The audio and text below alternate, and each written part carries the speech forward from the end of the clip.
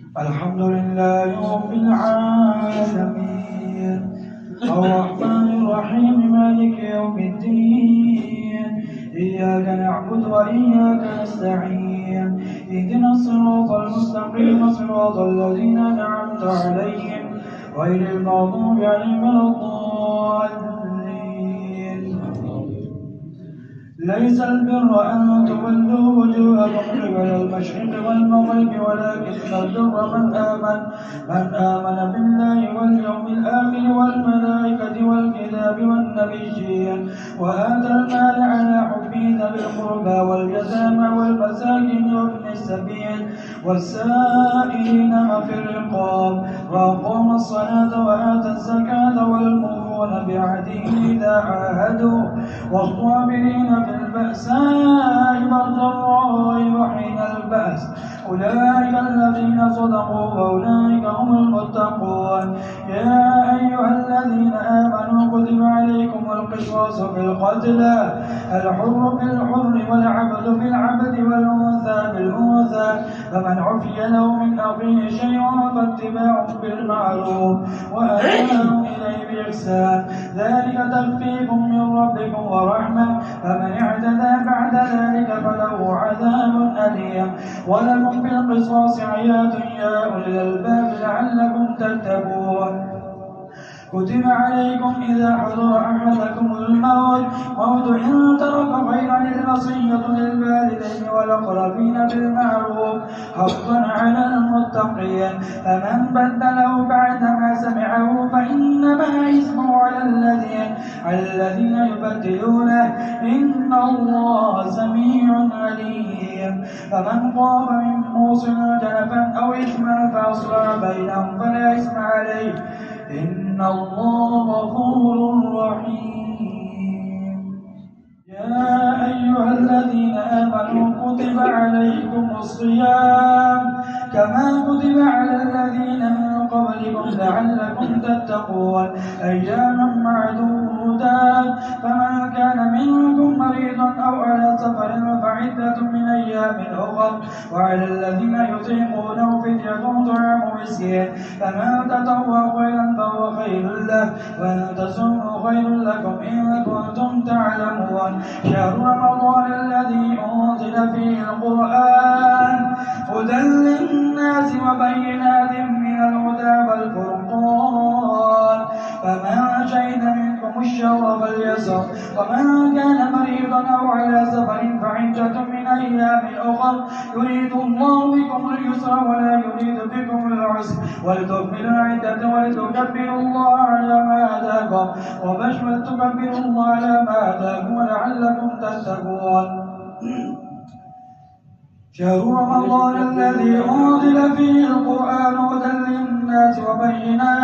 وبينات من الهدى والفرقان فمن شهد منكم الشهر فليصم ومن كان مريضا أو على سفر فعدة من أيام أخر يريد الله بكم اليسر ولا يريد بكم العسر ولتكملوا العدة ولتكبروا الله على ما هداكم وبشر المحسنين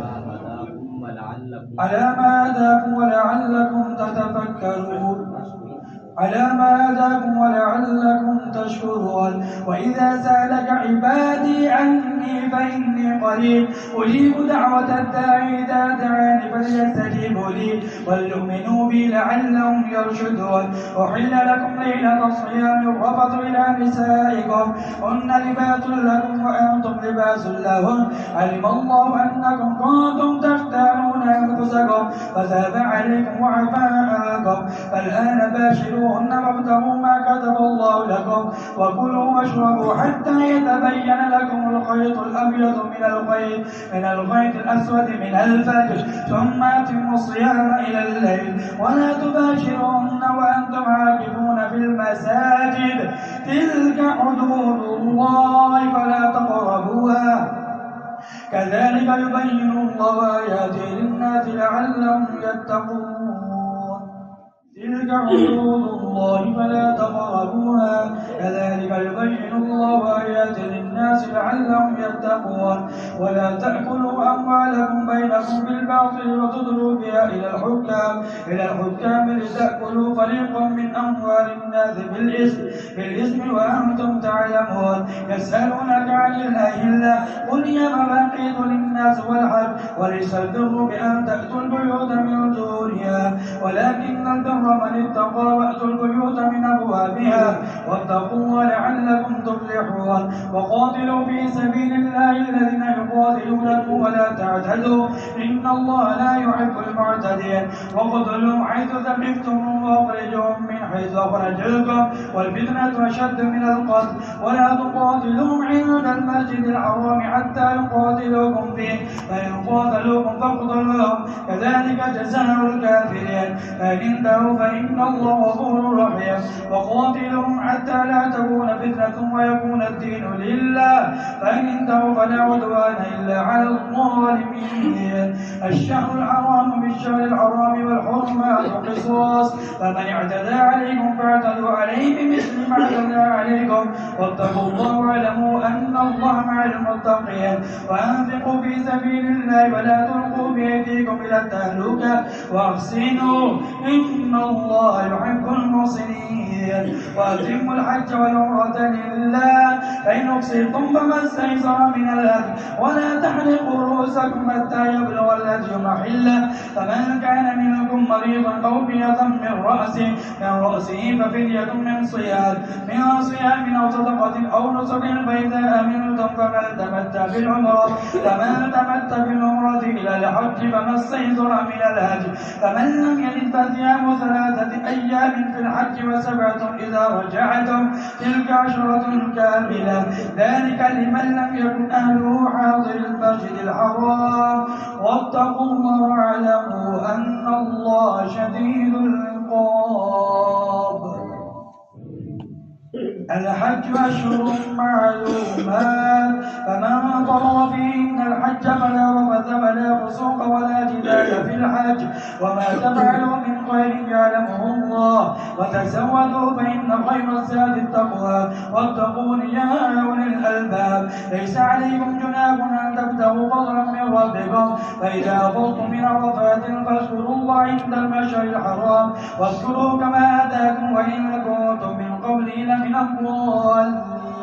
ثم أفيضوا من حيث أفاض الناس واستغفروا الله إن الله غفور رحيم فإذا قضيتم مناسككم فاذكروا الله كذكركم آباءكم وشد ذكرا ومن الناس من يقول ربنا آتنا في الدنيا وما له في الآخرة من خلاق ومنهم من يقول ربنا آتنا في الدنيا حسنة وفي الآخرة حسنة وقنا عذاب النار أولئك لهم نصيب مما كسبوا والله سريع الحساب واذكروا الله في أيام معدودات فمن تعجل في يومين فلا إثم عليه ومن تأخر فلا إثم عليه لمن اتقى واتقوا الله واعلموا أنكم إليه تحشرون ومن الناس من يعجبك قوله في الحياة الدنيا ويشهد الله على ما في قلبه وهو ألد الخصام وإذا تولى سعى في الأرض ليفسد فيها ويهلك الحرث والنسل والله لا يحب الفساد وإذا قيل له اتق الله أخذته العزة بالإثم فحسبه جهنم ولبئس المهاد ومن الناس من يشري نفسه ابتغاء مرضات الله والله رؤوف بالعباد يا أيها الذين آمنوا ادخلوا في السلم كافة ولا تتبعوا خطوات الشيطان إنه لكم عدو مبين فإن زللتم من بعد ما جاءتكم البينات فاعلموا أن الله عزيز حكيم هل ينظرون إلا أن يأتيهم الله بظلل من الغمام والملائكة وقضي الأمر وإلى الله ترجع الأمور بني إسرائيل كم آتيناهم من آية بينة ومن يبدل نعمة الله من بعد ما جاءته فإن الله شديد العقاب. زين للذين كفروا الحياة الدنيا ويسخرون من الذين آمنوا والذين اتقوا فوقهم يوم القيامة والله يرزق من يشاء بغير حساب. كان الناس أمة واحدة فبعث الله النبيين مبشرين ومنذرين وأنزل معهم الكتاب بالحق ليحكم بين الناس فيما اختلفوا فيه وما اختلف فيه إلا الذين أوتوا من بعد ما جاءتهم البينات بغيا بينهم فهدى الله الذين آمنوا لما اختلفوا فيه من الحق بإذنه والله يهدي من يشاء إلى صراط مستقيم. أم حسبتم أن تدخلوا الجنة ولما يأتكم مثل الذين خلوا من قبلكم مستهم البأساء والضراء وزلزلوا حتى يقول الرسول والذين آمنوا معه متى نصر الله ألا إن نصر الله قريب. يسألونك ماذا ينفقون قل ما أنفقتم من خير فللوالدين والأقربين واليتامى والمساكين وابن السبيل وما تفعلوا من خير فإن الله به عليم. كتب عليكم القتال وهو كره لكم وعسى أن تكرهوا شيئا وهو خير لكم وعسى أن تحبوا شيئا وهو شر لكم والله يعلم وأنتم لا تعلمون. يسألونك عن الشهر الحرام قتال فيه قل قتال فيه كبير وصد عن سبيل الله وكفر به والمسجد الحرام وإخراج أهله منه أكبر عند الله والفتنة أكبر من القتل ولا يزالون يقاتلونكم حتى يردوكم عن دينكم إن استطاعوا ومن يرتد منكم عن دينه فيمت وهو كافر فأولئك حبطت أعمالهم في الدنيا والآخرة وأولئك أصحاب النار هم فيها خالدون. إن الذين آمنوا والذين هاجروا وجاهدوا في سبيل الله أولئك يرجون رحمة الله والله غفور رحيم. يسألونك عن الخمر والميسر قل فيهما إثم كبير ومنافع للناس وإثمهما أكبر من نفعهما ويسألونك ماذا ينفقون قل العفو كذلك يبين الله لكم الآيات لعلكم تتفكرون في الدنيا والآخرة. ويسألونك عن اليتامى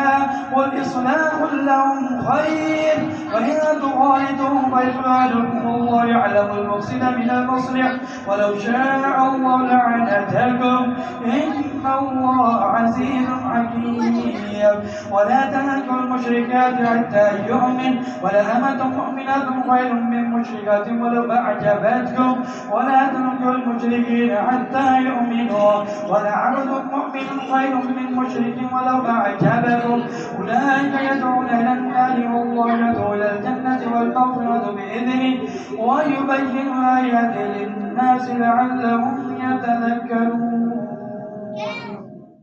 ويسألونك عن المحيض قل هو أذى فاعتزلوا النساء في المحيض ولا تقربوهن حتى يطهرن فإذا تطهرن فأتوهن من حيث أمركم الله إن الله يحب التوابين ويحب المتطهرين. نساؤكم حرث لكم فأتوا حرثكم أن شئتم فقدموا لأنفسكم واتقوا الله واعلموا أنكم ملاقوه وبشر المؤمنين. ولا تجعلوا الله عرضة لأيمانكم أن تبروا وتتقوا وتصلحوا بين الناس والله سميع عليم. لا يؤاخذكم الله باللغو في أيمانكم ولكن يؤاخذكم بما كسبت قلوبكم والله غفور حليم. للذين يؤلون من نسائهم تربص 4 أشهر فإن فاءوا فإن الله غفور رحيم وإن عزموا الطلاق فإن الله سميع عليم. والمطلقات يتربصن بأنفسهن 3 قروء ولا يحل لهن أن يكتمن ما خلق الله في أرحامهن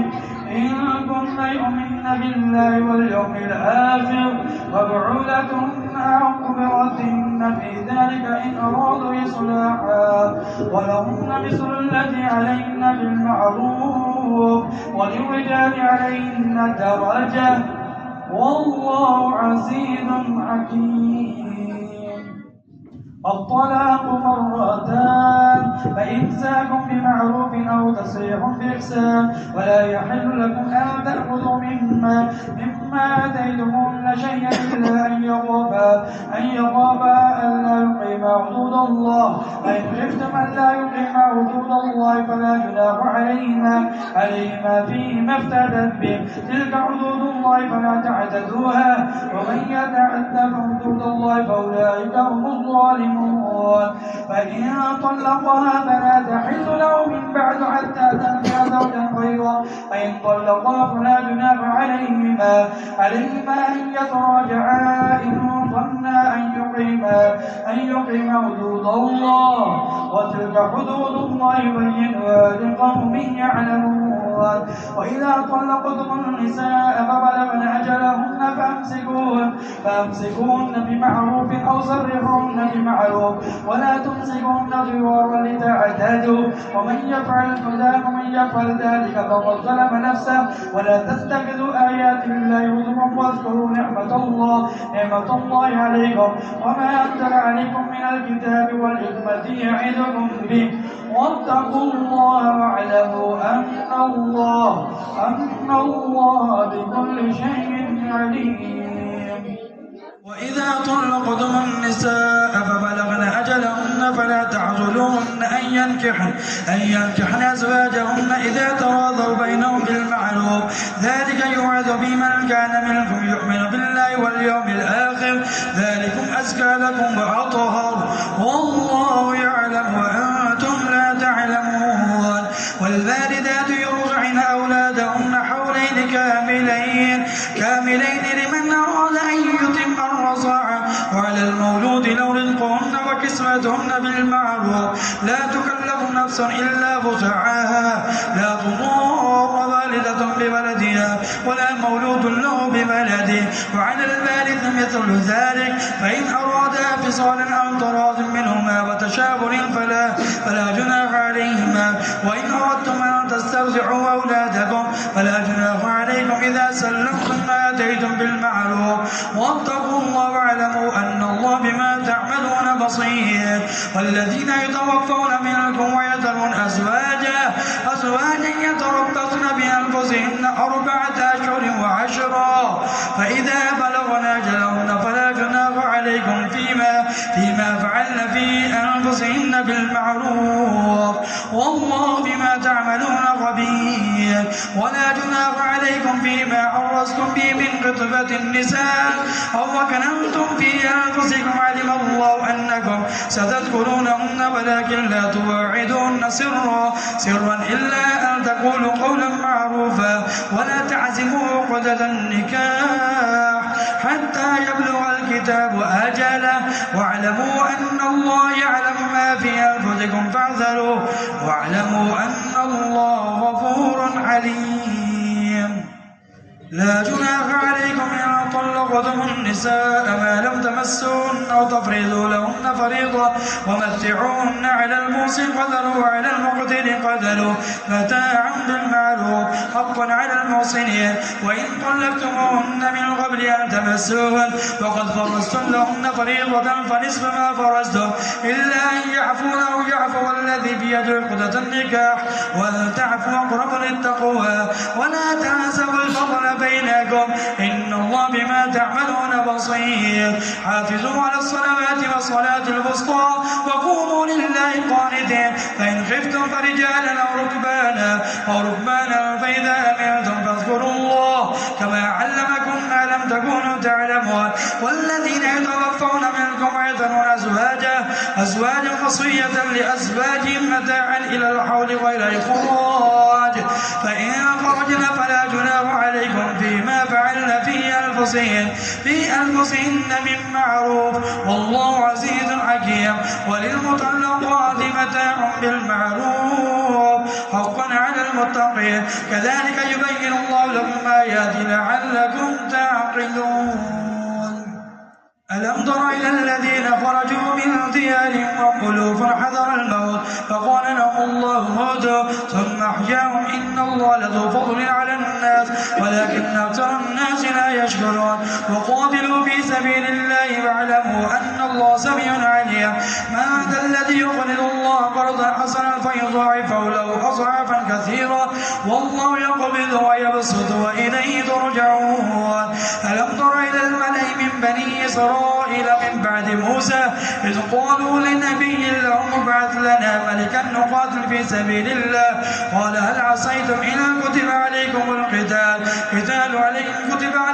القتال ولا تقاتلوا قالوا وما لنا ألا نقاتل في سبيل الله وقد أخرجنا من ديارنا وأبنائنا فلما كتب عليهم القتال تولوا إلا قليلا منهم والله عليم بالظالمين وقال لهم نبيهم إن الله قد بعث لكم طالوت ملكا قالوا أنى يكون له الملك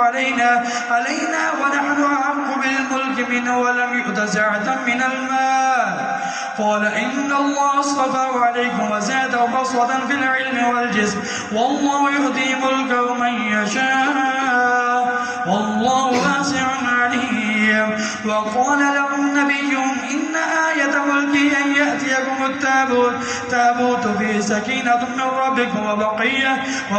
مما ترك آل موسى وآل هارون تحمله الملائكة إن في ذلك لآية لكم إن كنتم مؤمنين فلما فصل طالوت بالجنود قال إن الله مبتليكم بنهر فمن شرب منه فليس مني ومن لم يطعمه فإنه مني إلا من اغترف غربة بيده فشربوا منه إلا قليلا منهم فلما جاوزه والذين آمنوا معه قالوا لا طاقة لنا اليوم بجالوت وجنوده قال الذين يظنون أنهم ملاقو الله كم من فئة قليلة غلبت فئة كثيرة بإذن الله والله مع الصابرين ولما برزوا لجالوت وجنوده قالوا ربنا أفرغ علينا صبرا وثبت أقدامنا وانصرنا على القوم الكافرين فهزمهم بإذن الله وقتل داود جالوت وآتاه الله الملك والحكمة وعلمه مما يشاء ولولا دفع الله الناس بعضهم ببعض لفسدت الأرض ولكن الله ذو فضل على العالمين تلك آيات الله نتلو عليك بالحق وإنك لمن المرسلين تلك الرسل فضلنا بعضهم على بعض منهم من كلم الله ورفع بعضهم درجات وآتينا عيسى ابن مريم البينات وأيدناه بروح القدس ولو شاء الله ما اقتتل الذين من بعد ما جاءتهم البينات ولكن اختلفوا فمنهم من آمن ومنهم من كفر ولو شاء الله ما اقتتلوا ولكن الله يفعل ما يريد يا أيها الذين آمنوا أنفقوا مما رزقناكم من قبل أن يأتي يوم لا بيع فيه ولا خلة ولا شفاعة والكافرون هم الظالمون الله لا إله إلا هو الحي القيوم لا تأخذه سنة ولا نوم له ما في السماوات وما في الأرض من ذا الذي يشفع عنده إلا بإذنه يعلم ما بين أيديهم وما خلفهم ولا يحيطون بشيء من علمه إلا بما شاء وسع كرسيه السماوات والأرض ولا يؤوده حفظهما وهو العلي العظيم لا إكراه في الدين قد تبين الرشد من الغي فمن يكفر بالطاغوت ويؤمن بالله فقد استمسك بالعروة الوثقى لا انفصام لها والله سميع عليم الله ولي الذين آمنوا يخرجهم من الظلمات إلى النور والذين كفروا أولياءهم الطاغوت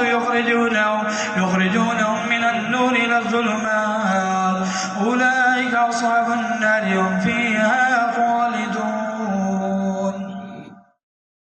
ألم تر إلى الذي حاج إبراهيم في ربه أن آتاه الله الملك إذ قال إبراهيم ربي الذي يحيي ويميت قال أنا أحيي وأميت قال إبراهيم فإن الله يأتي بالشمس من المشرق فأت بها من المغرب فبهت الذي كفر والله لا يهدي القوم الظالمين أو كالذي مر على قرية وهي خاوية على عروشها قال أنى يحيي هذه إلا بعد موتها فأماته الله 100 عام ثم بعثه قال كم لبثت قال لبثت يوما أو بعد يوم قال بل لبثت 100 عام فانظر إلى طعامك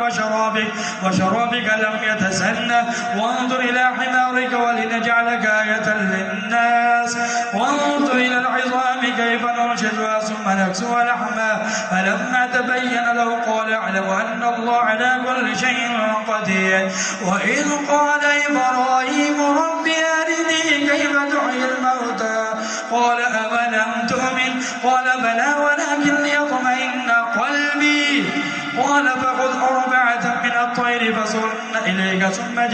ثم اجعل على كل جبل منهن جزءا ثم ادعوهن يأتينك سعيا واعلم أن الله عزيز حكيم ادعوهن يأتينك سعيا واعلم أن الله عزيز حكيم مثل الذين ينفقون أموالهم في سبيل الله كمثل حبة أنبتت 7 سنابل في كل سنبلة 100 حبة والله يضاعف لمن يشاء والله واسع عليم الذين ينفقون أموالهم بالليل والنهار سرا وعلانية فلهم أجر عند ربهم ولا خوف عليهم ولا هم يحزنون قول معروف ومغفرة خير من صدقة يتبعها أذى والله غني عليم يا أيها الذين آمنوا لا تبطلوا صدقاتكم بالمن والأذى كالذي ينفق ماله رئاء الناس ولا يؤمن بالله واليوم الآخر فمثله كمثل صفوان عليه تراب فأصابه وابل فتركه صلدا لا يقدرون على شيء مما كسبوا والله لا يهدي القوم الكافرين ومثل الذين ينفقون أموالهم ابتغاء مرضات الله وتثبيتا من أنفسهم كمثل جنة بربوة أصابها وابل فآتت كلها ضعفين فإن لم يصبها وابل فطل والله بما تعملون بصير أيود أحدكم أن تكون له جنة من نخيل وعناب تجري من تحتها الأنهار له فيها من كل الثمرات وأصابه الكبر وله ذرية ضعفاء فأصابها إعصار في نار فاعترقت كذلك يبين الله لكم الآيات لعلكم تتفكرون يا أيها الذين آمنوا أنفقوا من طيبات ما كسبتم ومما أخرجنا لكم من الأرض ولا تيمموا الخبيث منه تنفقون ولستم بآخذيه إلا أن تغمضوا فيه واعلموا أن الله غني حميد الشيطان يعدكم الفقر ويأمركم بالفحشاء والله يعدكم مغفرة منه وفضلا والله واسع عليم يؤتي الحكمة من يشاء ومن يؤت الحكمة فقد أوتي خيرا كثيرا وما يذكر إلا أولو الألباب وما أنفقتم من نفقة أو نذرتم من نذر فإن الله يعلمه وما للظالمين من أنصار إن تبدوا الصدقات فنعما هي وإن تخفوها وتؤتوا الفقراء فهو خير لكم ويكفر عنكم من سيئاتكم والله بما تعملون خبير ليس عليك هداهم ولكن الله يهدي من يشاء وما تنفقوا من خير فلأنفسكم وما تنفقون إلا ابتغاء وجه الله وما تنفقوا من خير يوفى إليكم وأنتم لا تظلمون للفقراء الذين أحصروا في سبيل الله لا يستطيعون ضربا في الأرض يحسبهم الجاهل أغنياء من التعفف تعرفهم بسيماهم لا يسألون الناس إلحافا وما تنفقوا من خير فإن الله به عليم الذين ينفقون أموالهم بالليل والنهار سرا وعلانية فلهم أجرهم عند ربهم ولا خوف عليهم ولا هم يحزنون. الذين يأكلون الربا لا يقومون إلا كما يقوم الذي يتخبطه الشيطان من المس، ذلك بأنهم قالوا إنما البيع مثل الربا وأحل الله البيع وحرم الربا. فمن جاءه موعظة من ربه فانتهى فله ما سلف وأمره إلى الله ومن عاد فأولئك أصحاب النار هم فيها خالدون. يمحق الله الربا ويربي الصدقات والله لا يحب كل كفار أثيم. إن الذين آمنوا وعملوا الصالحات وأقاموا الصلاة وآتوا الزكاة لهم أجرهم عند ربهم ولا خوف عليهم ولا هم يحزنون. يا أيها الذين آمنوا اتقوا الله وذروا ما بقي من الربا إن كنتم مؤمنين، فإن لم تفعلوا فأذنوا بحرب من الله ورسوله وإن تبتم فلكم رؤوس أموالكم لا تظلمون ولا تظلمون. وإن كان ذو عسرة فنظرة إلى ميسرة وأن تصدقوا خير لكم إن كنتم تعلمون. واتقوا يوما ترجعون فيه إلى الله ثم توفى كل نفس ما كتبت وهم لا يظلمون. يا أيها الذين آمنوا إذا تداينتم بدين إلى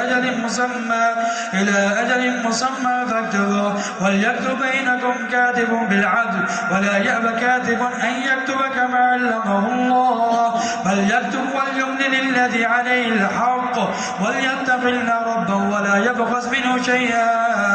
فإن كان الذي عليه الحق سفيا أو ضعيفا أو لا يستطيع أن يمله فليملل وليه بالعدل واستشهدوا شهدين من رجالكم فإن لم يكونا رجلين فرجل وامرأتان ممن ترضون من الشهداء أن تضل إحداهما فتذكر إحداهما الأخرى ولا يأبى الشهداء إذا ما دعوا ولا تسأموا أن تكتبوا صغيرا أو كبيرا إلى أجله ذلكم أقسط عند الله وأقوم للشهادة وأدنى ألا ترتابوا إلا أن تكون تجارة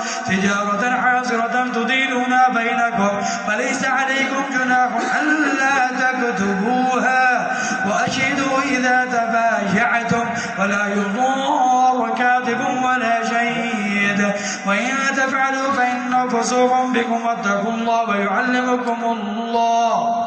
والله بكل شيء عليم. وإن كنتم على سفر ولم تجدوا كاتبا فرهان مقبوضة فإن أمن بعضكم بعضا فليؤدي الذي اؤتمن أمانته وليتق الله ربه ولا تكتموا الشهادة فمن يكتمها فإنه آثم قلبه والله بما تعملون عليم. لله ما في السماوات وما في الأرض وإن تبدوا ما في أنفسكم أو تخفوا يحاسبكم به الله فيغفر لمن يشاء ويعذب من يشاء والله على كل شيء قدير. آمن الرسول بما أنزل إليه من ربه والمؤمنون كل آمن بالله وملائكته وكتبه ورسله لا نفرق بين أحد من رسله وقالوا سمعنا وأطعنا غفرانك ربنا وإليك المصير. لا يكلف الله نفسا إلا وسعها لها ما كسبت وعليها ما اكتسبت ربنا لا تؤاخذنا إن نسينا أو أخطأنا ربنا ولا تحمل علينا إصرا كما